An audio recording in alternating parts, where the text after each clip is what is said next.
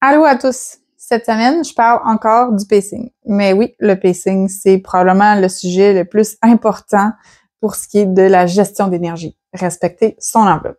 La semaine passée, j'ai pas publié de vidéo parce que justement, j'avais dépassé mes limites dans les 2, 3 précédentes semaines et j'ai pris la décision de réduire mes activités pour récupérer mon énergie et me reconcentrer à être à l'intérieur de ma zone dans laquelle je peux être en santé et vivre pleinement ma vie.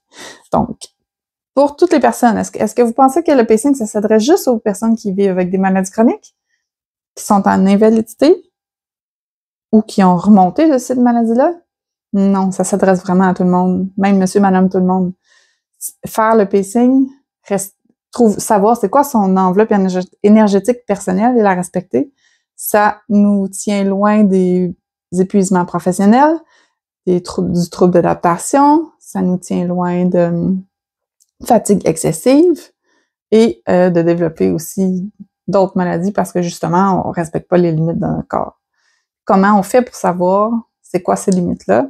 Donc, moi, ça faisait avant, au début avec la maladie, j'avais une horaire très rigide dans laquelle je dépassais pas. Exemple, si je pouvais être active, faire des choses pendant 8 heures par jour, ben j'utilisais une application qui me permettait de noter mon nombre d'heures, un peu comme une genre de feuille de temps. Fait que là, dans le fond, j'écrivais quand j'étais active, quand j'étais debout ou assise en train de faire des choses versus couché, allongé.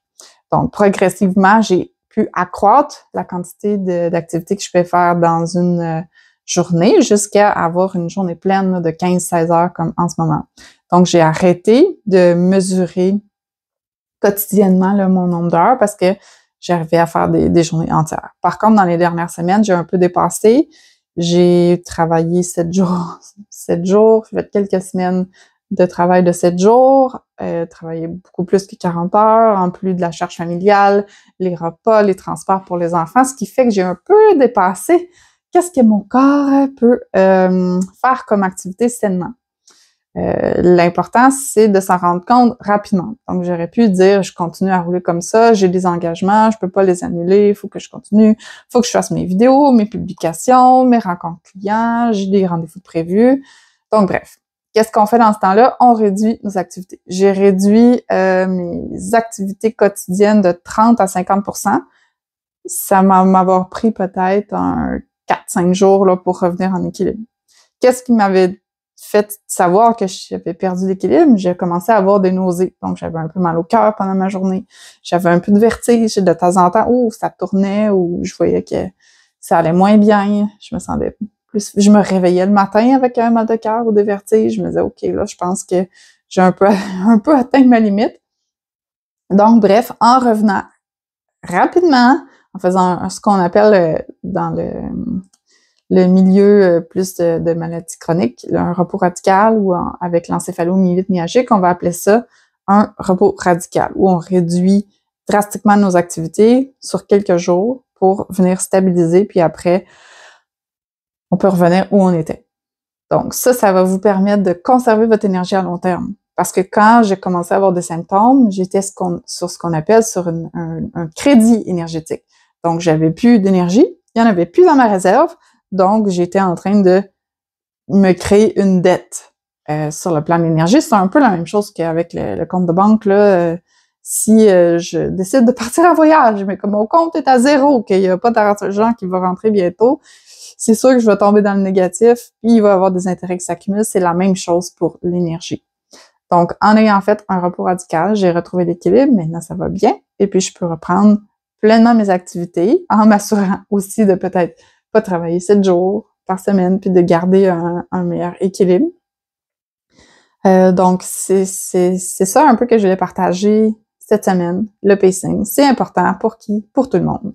Autant pour le PDG d'une entreprise qui travaille 70 heures semaine que pour la personne qui est en invalidité, qui est à peine capable de faire 3-4 heures dans sa journée. C'est la même chose, c'est le même principe qui s'applique. Puis on peut pas se comparer, on peut pas dire « Ah ouais, mais moi, ma mère ou mon voisin ou mon frère, il travaille 70 heures semaine, ça fait 15 ans, puis il n'y a pas de problème. » On est tous différents, on a toute une charge de un taux d'inflammation différent, on a toute une façon différente de gérer le stress. Donc, notre corps n'est pas à la même place, personne. Donc, la seule chose avec laquelle on peut se comparer, c'est nous-mêmes. Donc, bien identifier c'est quoi nos limites personnelles, que ce soit 4 heures par jour, 17 heures par jour ou quelque part en milieu. L'important, c'est de savoir on est où et de se respecter notre corps. Parce que si on le fait pas, lui, il va nous parler en nous faisant vivre des symptômes. Et si avec ces symptômes, on persiste et on continue de pas écouter, ben, il va parler plus fort avec des symptômes plus grands qui peuvent mener à des maladies chroniques un peu plus percutantes et de la fatigue plus permanente, comme souvent on peut le vivre quand on va faire un épuisement professionnel ou là, on a poussé un peu trop le bouchon. Bref, dans les dernières années, j'ai accumulé beaucoup d'expertise et de connaissances pour bien appliquer le pacing, pour être capable de rester dans la zone où mon corps, c'est sain pour lui d'être. Si tu as de la difficulté à bien identifier ta zone de pacing, tu aimerais que je t'accompagne, ça va me faire plaisir. Tu peux rentrer en contact avec moi. J'offre un accompagnement justement pour aider les gens à mieux équilibrer leur vie dans les modes de vie et aussi dans la gestion du temps pour être sûr d'être en équilibre. T'aimes mon contenu? Abonne-toi à ma page. Partage à ton entourage peut-être des gens que tu connais qui pourraient bénéficier des capsules que je fais. Sur ce, je te souhaite une très belle semaine et je serai de retour la semaine prochaine pour une nouvelle capsule. Bye!